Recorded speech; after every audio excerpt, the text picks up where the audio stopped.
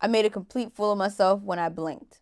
I mean, wait, what? Wait, were you laughing off screen? My first time at the Grammys, we're nominated at the Grammy. We get there, and I'm in this incredible gown that I have just never worn anything like it. Like when it touched my body, I was in tears because I couldn't imagine I was wearing something like this. And I'm on there, and I'm there with my manager, and I just am like, so when do we get on the red carpet, right? Because I'm just excited. This is so cool. I've only ever. She's like, look down, right? You were on the carpet? And I looked down, I was like, oh. Oh, so we're on here. Okay, oh, we're on here. All right, cool. So yeah, I made a fool of myself. Luckily, there weren't that many people to hear me ask that question. We hadn't really gone too far down, but I was on it already for a good long time. Hey guys, this is Amanda Refier. You might know me from Die Hard with Kendrick Lamar and Blast. I got new files on the way. Nyla, we need to talk though. What's going on, guys? Nyla Symone here with another episode of We Need to Talk, and today I got a very special guest all the way from Barbados. Hey. I have Amanda Refier in the building. How are you? Hi, I'm good. How are you doing, Nyla? I'm good. It's so good to see you. I love this outfit. Thank you. I'm here just staring at your face and thinking to myself, how flawless. Oh my God. Like, teach me.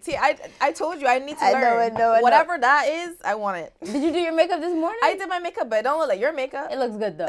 It does. It looks Thank really, you. really good. And I love how you wear your hair. Thank you. Very, Thank you. very funky. All your artwork is always like funky with a lot of personality too. It's an ode to my culture and my heritage. In Barbados, we have historically we have these women who we call them Maui women, and they carry like these, I don't know what you call them, containers of a drink called Maui. It's like a traditional Bajan drink. Okay. And they go around town, and it's huge, and they serve it, and it was just like a historic thing for us, and it's just so much charm and charisma and grace, and so this is inspired by that. Is it heavy? No, it's not heavy. Not heavy? No. What is the drink like made of? Maui? Yeah. It's actually like from the bark of a tree. But it's like a syrup, and you mix it with water. It's an acquired taste if you've never had it before. Okay. I'll say that, but it is one of our traditional drinks called Maui. Yeah. Fire. But it's there not many we don't really see it walking around like that in town anymore, but this is an ode to that. I love that. Yeah. So I guess, is it more of like a tradition thing? So if you guys are celebrating, like people will bring it out? No? You could drink Maui anytime, girl. If you want Maui, you could drink it morning, breakfast, noon, lunch, dinner, whatever you want. Nice. Maui. Okay. Yeah. I really want to go to Barbados, I gotta admit. Especially after hearing your beach snob stories. I'm like, I gotta go check it out. You have to. And just be prepared that once you go and you swim in our water, you will be ruined. Like you'll never want to swim in any other water unless you can see your whole full toes, all 10 of them, when you step in the water. I mean, it makes sense. I think that's how it's supposed to be. So I'm like, wow, this is fascinating, because that's like all you know. Yeah. I love it. So growing up in Barbados, just tell me what that was like and how it kind of influenced you musically. Yeah, I mean, growing up in Barbados, like you've seen, it's a beautiful place. It's fantastic.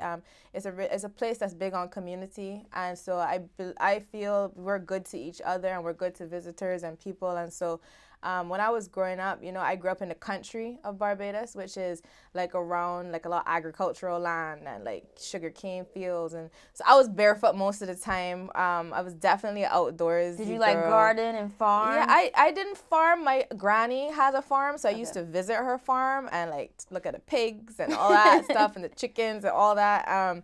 Me personally, I wasn't farming, but I was on a farm a lot of the time during my childhood. And then also, it's such a small island, so not only do you get that country life and that country air and that rootedness to the earth, but we got the beach, and we have like incredible food and culture, and everyone's always sharing. So I love that. And musically, we grew up, we listening to, of course, the old school reggae records and dance hall records and Caribbean music, soca, calypso, spooge, all of that is there. But then we're getting R&B and hip hop and from outside. So it's a real fusion of what we receive and what I grew up listening to, and what has influenced me right now as well musically. That makes sense, because you're like, I can't really put a genre on like the type of music you make, because some things would be like more Caribbean, or more things is more pop, some is more R&B. So I guess that makes sense based on what you grew up listening to. Thank you. Yeah, it's a fusion. And the hardest question for me to answer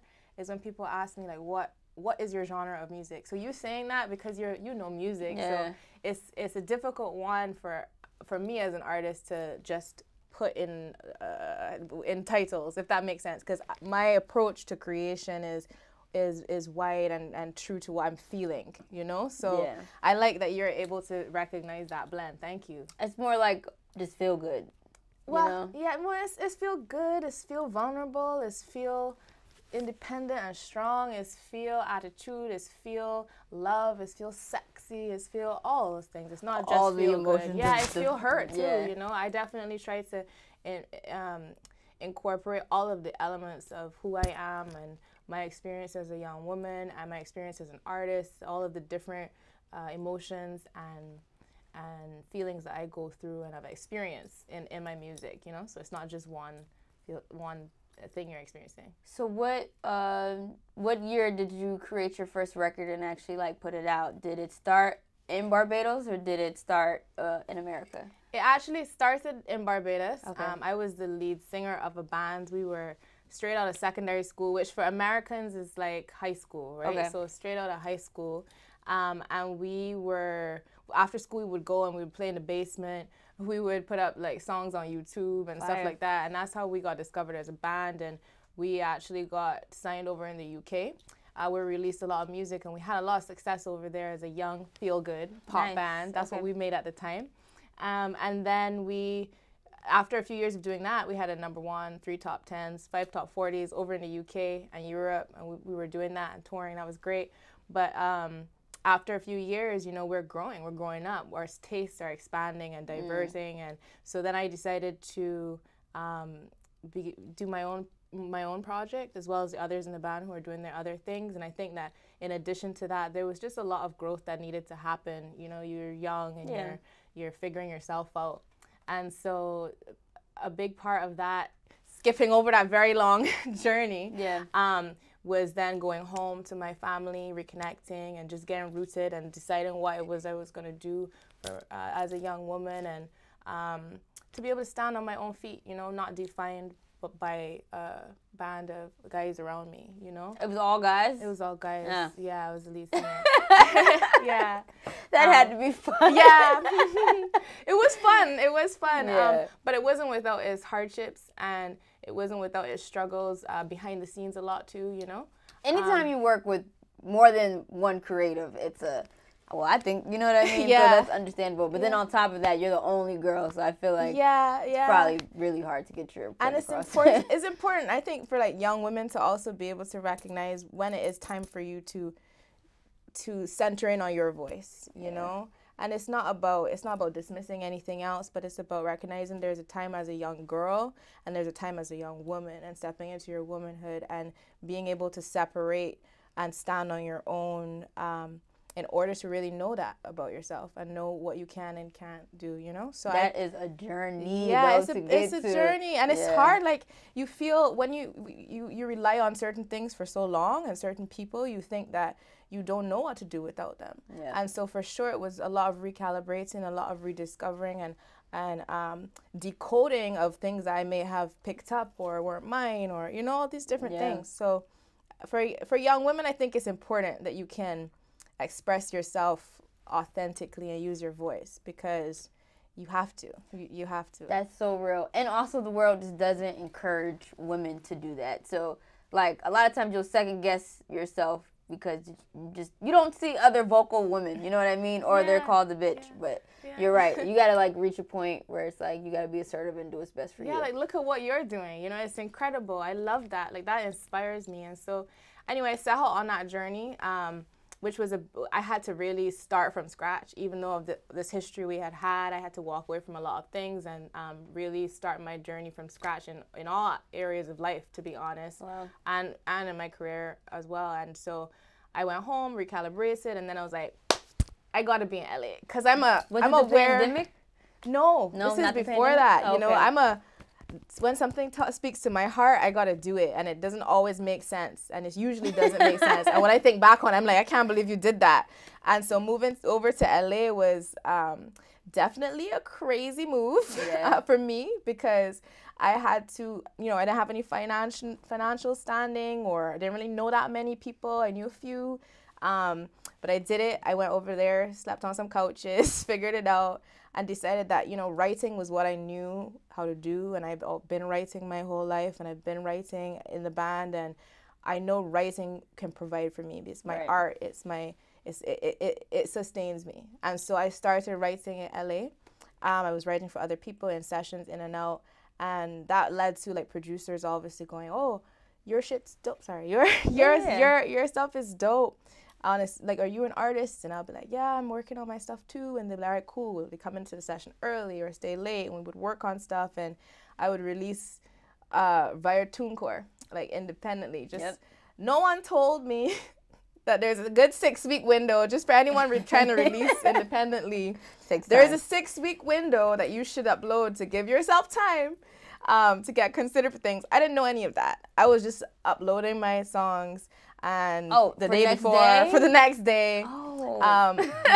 Co-directing my own videos on $0, you know, but this all skills that help me develop and prepare me. And so I found a great team eventually, an incredible team, and they're with me always. Title IX is an incredible company, and it's a woman-owned. Carmen, I'm gonna shout you out. There you are. And she, you know, when we met, I told her where I was at, what I had done, and where I wanted to go, and what I needed. And she is an incredible person, so we partnered, and it's just great to have another woman to mentor you, to guide you, to support you, and to meet you on a creative level and a business acumen level, and in a way that gives you your power, you know, and doesn't take it away. And so we started working together.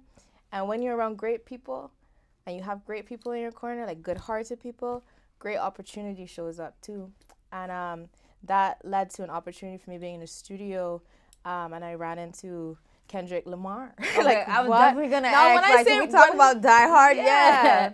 When I say I ran into, it wasn't really like a run-in. Like, it was like I was working on my project, my studio, and I turned around and he was there, and I did not know he was gonna be there, you know. But that opportunity presented itself because of the people I was around, and that was just really great. And it's an opportunity you pray for. It's the kind of moment that you can only dream of. And so I played him some of my records that we were working on at the time, because we were working on my projects now officially, not just my independent TuneCore releases. And he really liked it, and that validation was great for me as an artist, you know, from the master of the pen, and you know, like, that was really an amazing thing to have experienced. And that led to me being invited to work with him and his guys and the producers, Dahi and Soundwave, and all of them on the project. So he had an idea for where I could maybe fit in on something, and that was Die Hard.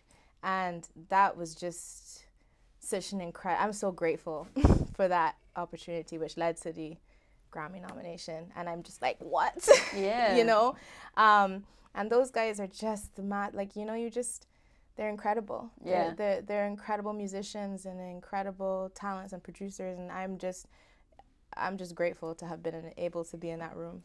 Yeah. That's phenomenal. Yeah. You worked with a GOAT, man. Yeah, so that's a very long version of how music happened for me, or is happening for me. So how long were you in LA, I guess, before you were able to like build the team and, you know, start getting into these rooms? Because there's a lot of people probably watching, listening, and just people that I know who've came and been like, man, I was in LA 5 years, dead broke, you know, on a couch. Like, how long was it for you? Yeah, years. Yeah, years. I was independent for a few years, and trying to figure it out before I met Carmen at Title IX, and before I had the opportunity to work with Soundwave and all of them. And what kept you going through it? Because especially as a woman, people look at you like you're nuts because you don't have to do this. You know, like that's what that's what I used to get all the time. But you do have to do it. Yeah. I think that's what I have to do. This, like, music is this is what I do. Yeah. And I'll always do it, and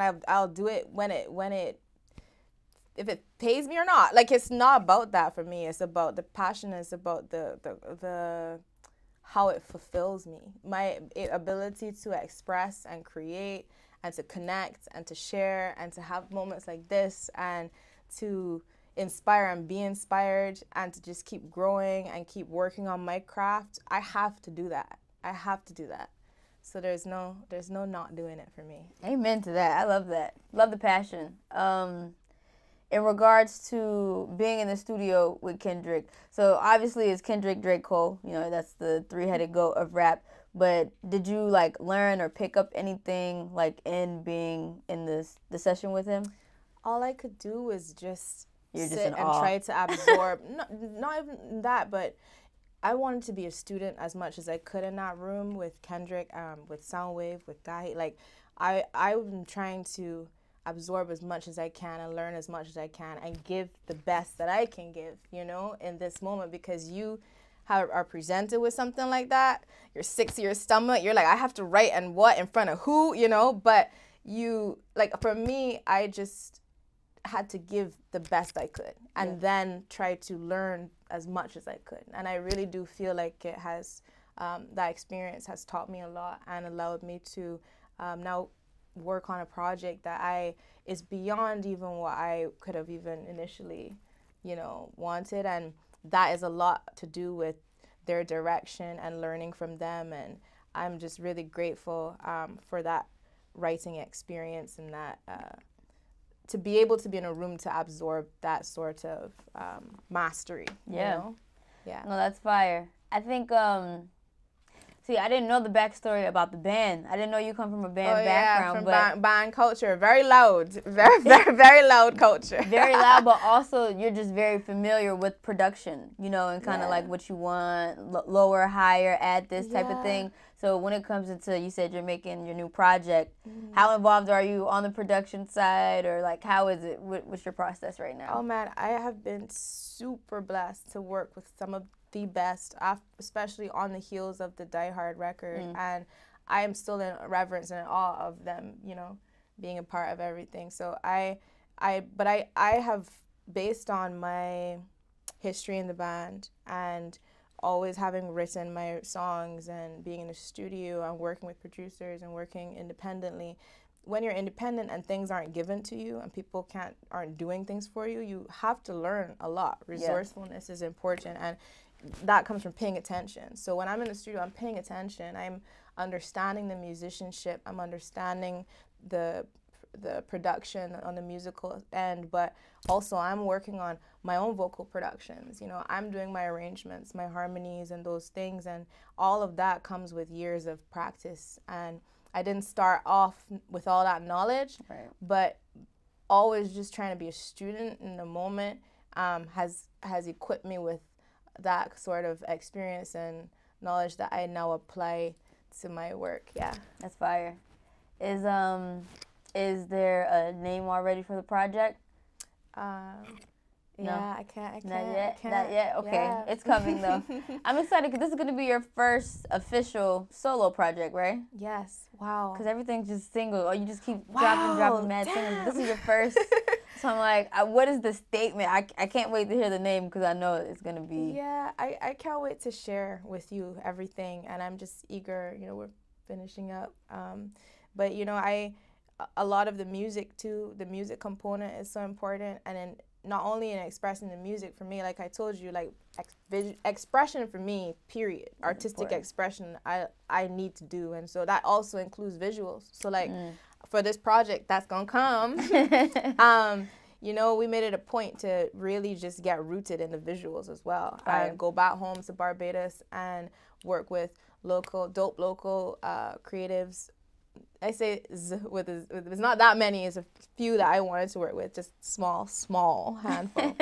And with our small crew and small zeroed up budget, we created all these visuals to kind of give an expression to the music, but from home and from within the culture, supporting the culture, supporting, you know, female-owned boutiques and brands and designers and the local creatives, like I mentioned, that we worked with, and I directed and co-directed all these visuals with as well.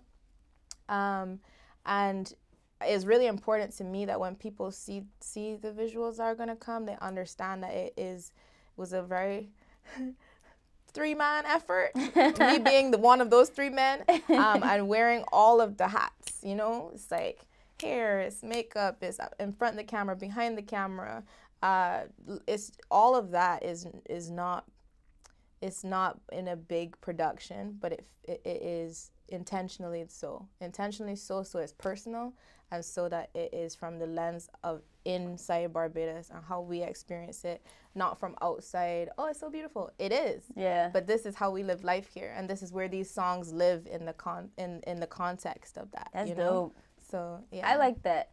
You're taking us into your world. Yeah. Like literally, right? Yeah, come visit me. Come to my world. Yes. Which also, by the way, this might just be a personal opinion, but I feel like overproduced videos are like not as great because they're so produced. Like some of the best things are low quality because that's when you're really getting like people in their most rawest and their most vulnerable. So like personally, I prefer people before they get the budget. Once they get the budget, then it just becomes like fucking. No, I think resourcefulness. You're right. Like to be fair, when I personally don't sometimes understand what did you do with that budget, you know. But resourcefulness, you know, like it inspires creativity. It forces you. Yeah, you gotta be creative. You gotta.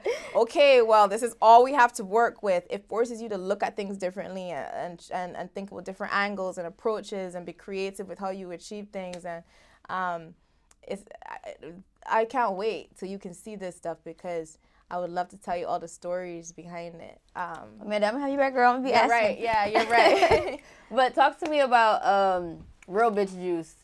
Oh, rich bitch juice. I mean, rich bitch juice. I'm sorry. Rich bitch juice. Wow, you went back. You went back and listened to that. I did. Yeah. I'm like, what was she on? Did you I was on my rich bitch check? juice. I was on my rich bitch juice. Did you get your first check? Or was that like a? You know what's funny? Rich bitch juice was like an audio mood board for me. Because I didn't have no money when I wrote Rich Bitch Juice, right? So Rich Bitch Juice was like, I'm speaking this into my life. It was my affirmation song. It was me knowing that Uber I just took was my dinner for that night. You know what I mean? Like, and I'm like, I got to speak into my life what it is I want in my life. And so Rich Bitch Juice was actually like one of the producers I worked with, Charlie, on that. You know, he came from one of those sessions I was telling you about. You're writing for other people and you make it. So we did that record, and it's just funny that you asked that because I did not have a check. I was still fully doing everything on my own. And I just was speaking it into my life. Like I want to speak success, and I want whoever's listening to that and singing it and playing that before they go out and playing that before they start their day or during their day, when they're singing those words, you're speaking it into your life. I like that. Yeah, you know, so. I need that. I'm about to listen to it every morning, girl. If you see the streams bump up, it's me. Yeah, it's like your vision board, but in audio form. I love that. No, I think it's important because music. Like what you say, like you said, you're chanting it. That's why, like, certain concerts, I can't rock with certain energies musically. Like, I refuse to be with a bunch of people yelling, all my friends are dead. Like, I'm just not. You know what I mean? Yeah. But, all right, let's talk about Crazy. Love the cover art for this, by the way. Thanks. Super fly. Did you do the direction of that, too? Yeah. Of the cover art? Yeah. Wow. And for Rich Bitch Juice, that was also edited. I edited that cover art as well. By you? And Crazy was a co-collaboration with my I told you about Title IX. She's my partner, my business partner and creative partner. We go back and forth on like, direction for stuff like that. Yeah. Y'all did that. Love, love, love. Okay, talk to me about that record. Who did it? Crazy is on some shit. Crazy is on some shit. Okay. Let's be honest. It's fun. It's sexy. It's flirtatious. But it's like on some attitude. Like, is this the real Amanda? Like, are you giving me the nice girl, but this is the real you? Everything you get is the real me. But I have different sides. What's your sign? I'm a Pisces. Oh my God. Okay, that makes sense. Artsy what? Pisces be so fucking artsy. we can't help it. But yeah, we have our moments when we're on our shit. So Crazy is one of those, and you know, and I love Crazy because it's just the audacity of it. Like those lyrics, you know, yeah, exactly. And for me, it's important for me that I know that I'm confident and comfortable expressing all those sides of me because they all exist, you know, and in different contexts maybe, but Crazy is just another one of those sides. And I think that as women, we are so trained to define ourselves in one way or the other, or this or that, and I just, after my experience in previously, you know, coming out of a group and all of that, I just don't want to cut off certain parts of myself for another to exist.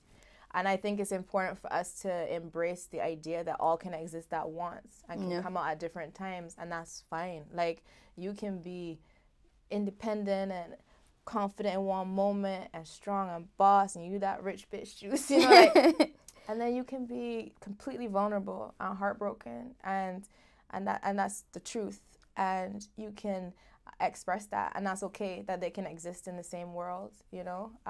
You can have insights and intuition and knowledge, and you can be spiritual, but you can be sexy, and you can be sensual, and you can be the shit, you know. It's all of those things are what make us who we are. And to deny one of them for the sake of another is not fair. It's silly, actually. Yeah. Everything that you're saying is things that I'm learning as I grow too. So I'm like, nah, that's very real. We in this together. We really are. Yeah, we're in this together. And like, the more we can, I think, talk about these things and share them between us without feeling judged. Yeah. You know, it's beautiful. It's beautiful. I think so too. And honestly, even just from like talking to other artists and influencers, like, we're all like, wait, so is this normal? Because I don't want to do this anymore. You know, like, we kind of just outgrow things. But I have to ask this before we play this game. Have you met Rihanna yet? Yes. Yeah? So, the queen, man. Okay, fire. I met Rihanna when I was in the band, actually. Nice. Yeah, we opened for her in Barbados, and I'm in awe of her and her career, and just, she's so inspiring. Just ounce of what she's done, I just, oh my gosh, just, she's also a national hero in Barbados, so she means a lot to my country and to me and the world, in my opinion. Yeah. No, we love Rihanna. Yeah. Like, that's our girl. We share. Yeah, exactly. Exactly. That's fire. I love that. I feel like when I talk to people from Toronto, it's always like Drake. Mm-hmm. So is it the same, like, when you go to Barbados, do you hear a lot of Rihanna? Yes. Yeah, it is. Yes. Yeah. And it better stay that way. Yeah. That's awesome. All right, I love that. Okay, let's get into this game. It's called Questions That Need Answers. Okay. You just fill in the blank. Okay. The older I get, the less I blink. Oh, the less you blank. Okay, I thought you said the less you blink. Sorry. Damn, Sorry. Everybody says the older I get, the less I care how I'm perceived. I like that. Just because you're more comfortable in your skin, right? Yeah, it matters more to me what I think about or feel about me. I can't believe I actually blinked when I was younger. I can't believe I actually doubted myself when I was younger. I like that. Talk about it. I'm a little embarrassed by the fact that I know so little about blank. I'm a little embarrassed about the fact that I know so little about the geography of the United States because the way California is so big. Yeah. And I just thought, like, Milo, I'm sorry, but the way these states are massive. Yeah. It's going to take me years, okay? So what It's not going to take you years. It is. Especially once you start touring, you're going to be like, oh, I'm over here now. No. You don't understand. My island is very tiny, okay? Yeah. So this whole, even just New York City, like, yo, I love New York City. And it's just, but there's boroughs and I'm just like. It's a lot. It's a lot. Yeah. So the geography, whew, Let's not talk about it. That's funny. I'm insecure about how little I know about American geography, okay? Don't worry. It takes time. I forgot you grew up on an island, so the radius very is different. Yes. Very, very different. Okay. But it's fun though, right? Yeah. No, I love it. Yeah. But it's just funny when I'm in LA and my mom is calling me, oh my gosh, are you okay? I heard there was a disaster in California. And I'm like, that was like in San Francisco or something. I'm like, it's not the same. And it's just like, learning the geography here is crazy. Yeah. That's a good one. Sometimes I look back at my life and blink. Sometimes I look back at my life and give thanks. Love that. I made a complete fool of myself when I blinked. I mean, wait, were you laughing off screen? The red carpet. Oh my gosh. So, my first time at the Grammys, nominated at the Grammy, my first time. I was super excited, of course, but like, you know when it's just, you're in a trance, like you don't really know what's going on. So we get there and I'm in this incredible gown that I have just never worn anything like it. Like when it touched my body, I was in tears because I couldn't imagine I was wearing something like this. And I'm on there and I'm there with my manager and I just am like, so when do we get on the red carpet, right? Because I'm just excited. This is so cool. I've only ever. And she's like, look down, right? You were on the carpet? And I looked down and was like, oh, so we're on here. Okay, we're on here. All right, cool. So yeah, I made a fool of myself. Luckily, there weren't that many people to hear me ask that question. We hadn't really gone too far down, but I was on it already for a good long time. A good 10 minutes. Jeez. I was just so overwhelmed. Yeah. I was just so overwhelmed. Okay. She's like, are we there yet? Can you imagine the color red not registering to your eyes? Okay. So yeah. That's funny. But how was the Grammys? How was it overall as an experience? Can I be really honest with you? It's such a blur because I was so overwhelmed by the magnitude of the moment and like also just like to be a part of something so incredible, a project so incredible, and to have been given that opportunity. I know that I felt very grateful and I felt excited, and I know that I enjoyed it. Yeah. But it's a blur. No, I get it. Yeah. That's a moment, man. Yeah. You only get one first, you know? So yeah. I love that. Yeah. My personality trait is blank. My one personality trait? I know, girl. I don't know. I mean, I can't answer that question. Yeah. My personality trait is complex and diverse. I like that. Yeah. That's a good one. Last one is, you would never believe me if I told you blank. Oh, gosh, this is hard. You would never believe me. I have a good one, but I can't use that. You would never believe me if I told you I'm walking around with a sprained toe right now. Are you really? Yeah, but the heels had to happen. Does it hurt? That had to happen for the outfit. I will suffer for the outfit, and I will suffer for my art. So wow, I'm walking around New York City in 7-inch heels and a sprained toe. You brought some backup shoes, right? Nah, you're a bigger woman than me. All right. There is no way. Shout out to your Instagram, let everybody know where they can tap in and follow you. Hi everybody. Thank you for listening. Nyla, thank you for having me. Of course. I'm Amanda Reefer. You can find me on Instagram at Amanda Reefer. Yes. On all socials at Amanda Reefer, because that's my name. So yeah, of course. Tap in, guys. New music on the way very, very soon. Thank you. Right? Very soon? Yeah. Oh, soon. Literally around the corner. Literally around the corner. Literally around the corner. All right. Talk soon. Peace.